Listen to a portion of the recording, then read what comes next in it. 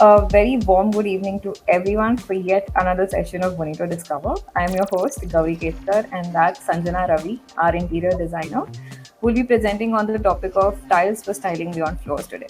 Today, we're going to talk about the world of tiles, which is styling tiles beyond floors. So, the whole idea is how you can use styling in a very smart way to carry that design to your surface. Because when we are working with a lot of modular cabinets, we are sort of restricted to the kind of materials we can use as a part of it. And tiling makes that possible.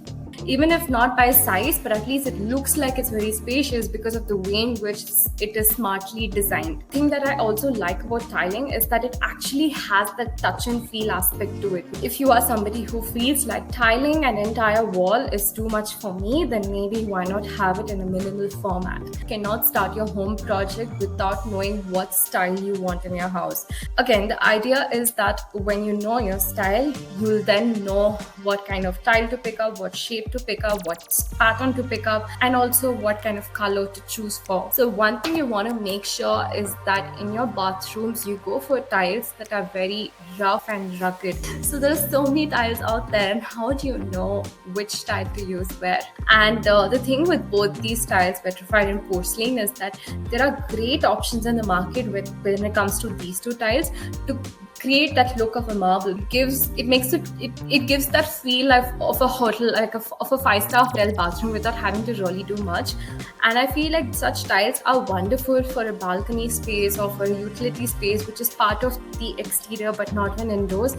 And it's not necessary that you have to make everything a contrast. No, your flooring can perhaps still be in that lighter tone.